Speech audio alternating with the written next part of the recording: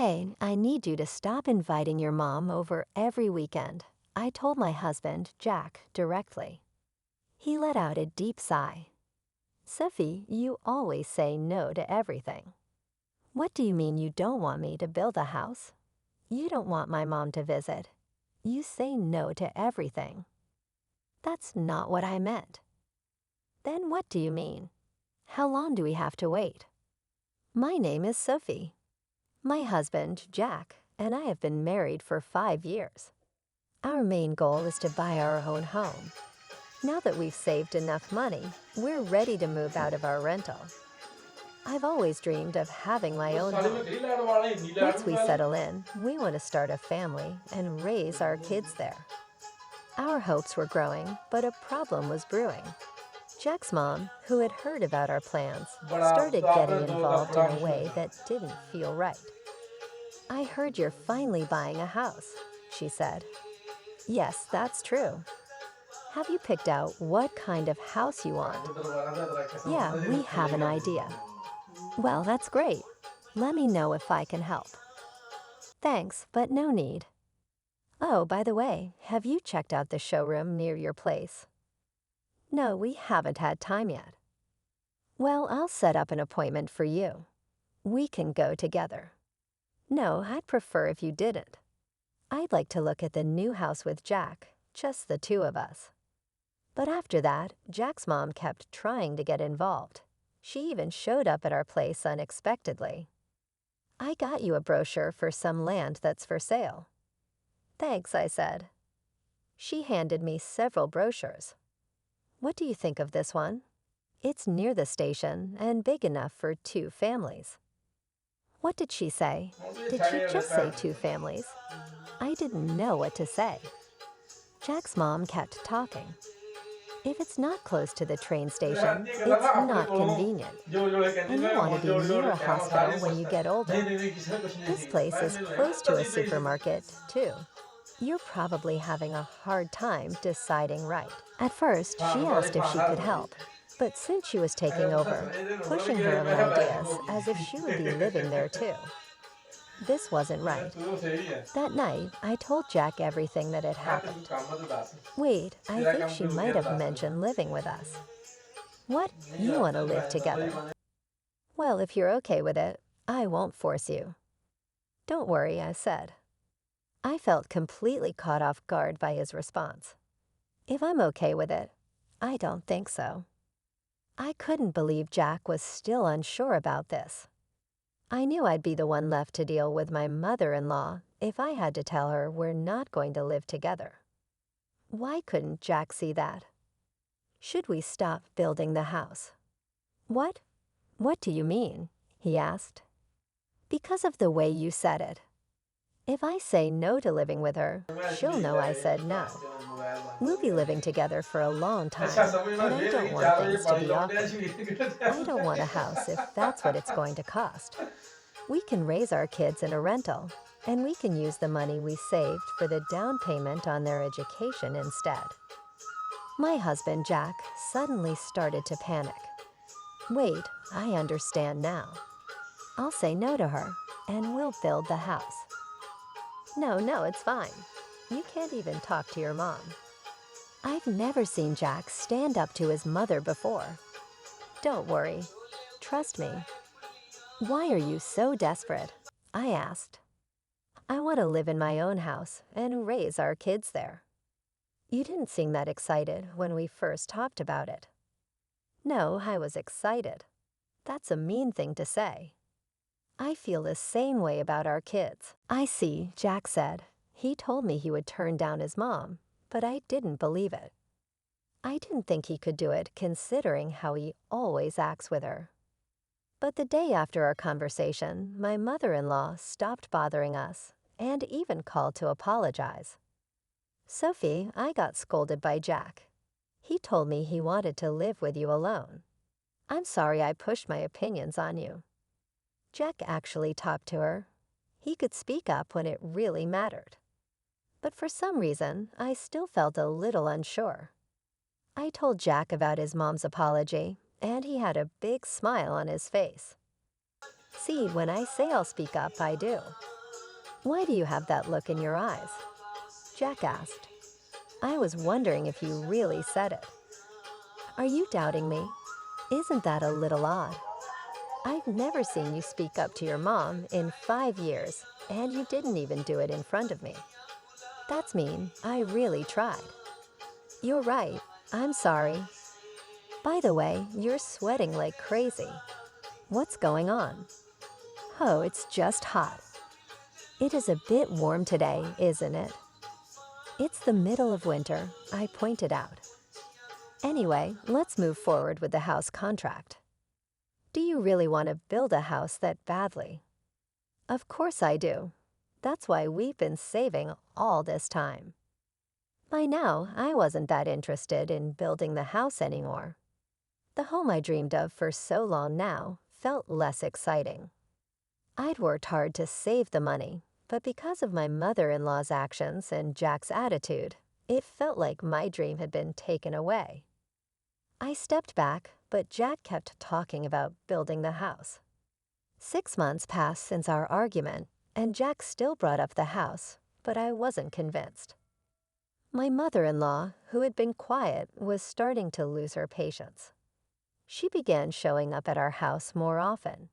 She never talked about the house anymore, but her attitude was getting more and more overbearing.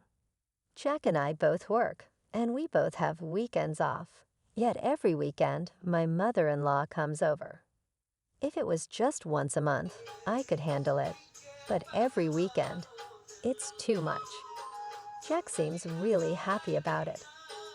I want to rest on the weekends, at least on Saturdays and Sundays. But my mother-in-law comes over at 7:00 a.m. and watches TV at a really loud volume. If I don't get up, she walks around outside my room. My husband, Jack, was so busy taking care of his mom that I thought that was probably enough for him. One weekend, I couldn't take it anymore and got up at 7:30 a.m. to start my day. My mother-in-law immediately said, "How can you still be asleep with a guest in the house?" And then she would stay late on Sunday night.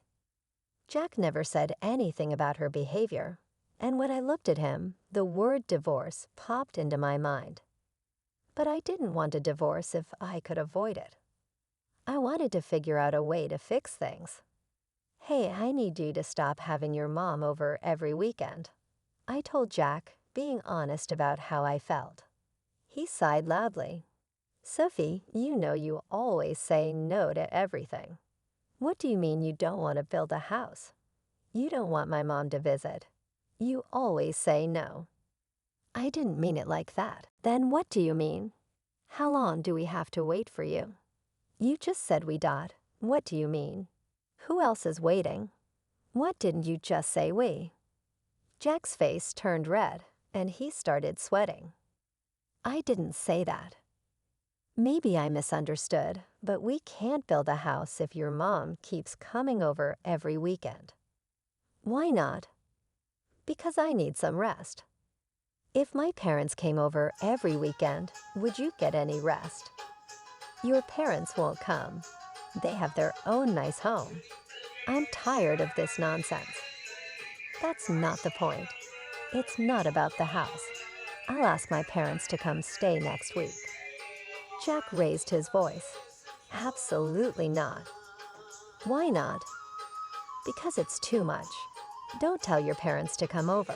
My mom is the only one allowed here. This is my house too. I'm the head of the house. If you don't like it, then leave. Are you serious? You're not useful to me anymore. I'm done with you. You can't make my mom happy, and she won't live with us if you can't even build the house you promised. She wouldn't live with us. What are you talking about? Once the house is built, we can do whatever we want, including living with my mom. What do you mean?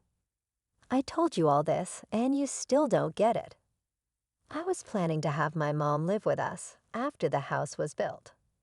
I knew it. How could my mother-in-law back down so easily? Jack was just scheming with her the whole time. I see. That's what this was all about. Fine, I'll leave. I hope you won't regret it. I won't. Don't even try to show your face in front of me again. I packed up the few things I needed and went to my parents' house. They were surprised by my sudden return, but when I explained everything, they welcomed me with open arms. That's what family is for, right?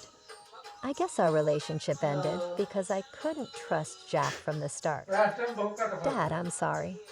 I know things didn't work out between you two, but work and personal life are separate things. Yes, I agree, and your mother and I are divorced. No alimony, no money issues, just the division of property. 3 months passed since then, and now my ex-husband was kneeling in front of me. I'm sorry, so's Dad.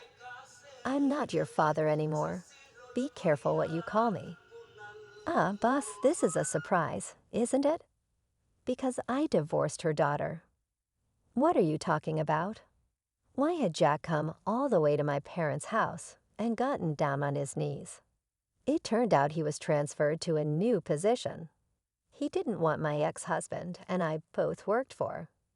He didn't want my ex-husband. My father's company. He seemed to think that his transfer was because of our divorce, but it had nothing to do with it. My father had said during the divorce that personal matters didn't affect work.